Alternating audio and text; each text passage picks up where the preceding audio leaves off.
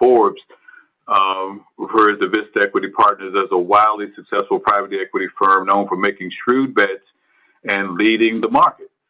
Lately you've been making the case for investing in CDFIs and minority depository institutions. Are there parallels here from your work at Vista? Are CDFIs and MDIs some kind of undervalued investments that you see value in before others? If so, why has it taken others so long to see the value in our work? I think you're hitting it right on the head. Again, you have to look at my background. At the end of the day, I'm just an old process engineer, chemical engineer, and I like to think about sustainable processes that can scale, where you can use capacity, technology to create leverage, and frankly, higher degrees of return. I've affectionately kind of termed this industry the capillary banking system. And as you know, it's, you can bring all the veins and arteries you want, but it's the capillaries that actually deliver the nutrients to the cells to keep them alive and to help them thrive and remove any of the call it the waste that we don't need. And this industry is really the one that feeds our communities. And when I started to evaluate it, not only through the lens of our companies, but through the lens of these small to medium businesses, it was clear to me that these banking deserts are starving very essential sectors of our economy. I've chatted about the 70% of the African American community, for instance, that doesn't have a local branch bank of the larger banks, and the CDFIs and MDIs play that role. But yet, you look at the capitalization of these capillary banking systems, and they are, frankly, tremendously subscale.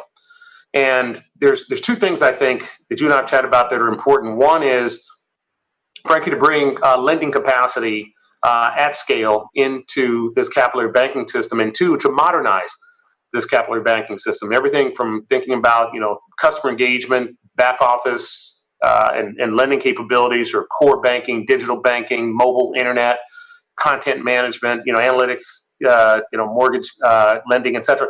All those things, I think, A, they're available today in technology solutions. B, because of the way the CDFIs and have been funded and underwritten, they are woefully under invested in these technologies, which are available. And so the second thing is, of course, putting capital, lending capacity, and the capacity to actually do, syndication and manage, call it the liquidity elements of the banks.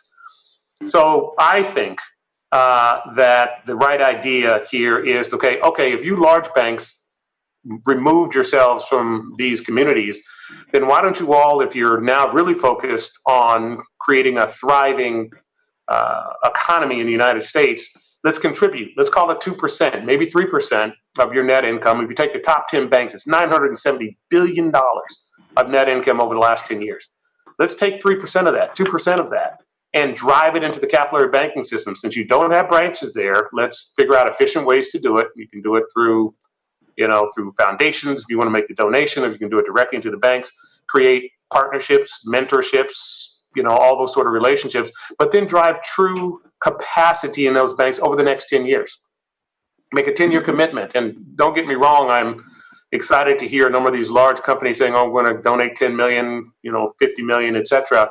But if you're making, 25, 30, 40 billion a year, you should be donating 1% to 2% of that into building out the capacity that feeds these communities that not only hire, train, and employ, but actually create a fair amount of recirculative capital in that community. I think it is over 2/3 of the dollars that are spent in these small businesses and small communities stay in that community.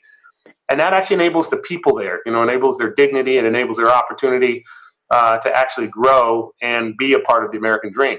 So I'd like to think about that and propose that in call it this financial services sector. I think we do the exact same thing in healthcare. That's the exact same thing in broadband. You think about the tech world versus the call it they think the last 10 years has been $850 billion of profits. That if you took 1 or 2% of that or 3% of that to provide broadband to all the CDFIs and MDIs and community and the businesses in those communities.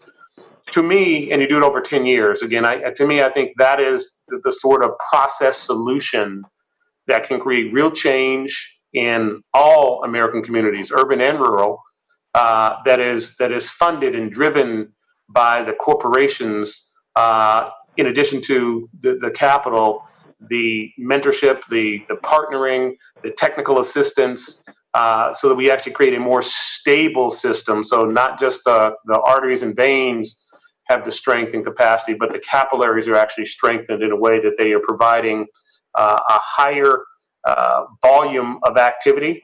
And frankly, they know these small businesses as their customers. So you know who to lend to, who not to. And in fact, I believe your default rates are actually lower than the FDIC banking system. So that's how I think about it. That's what I think we ought to do.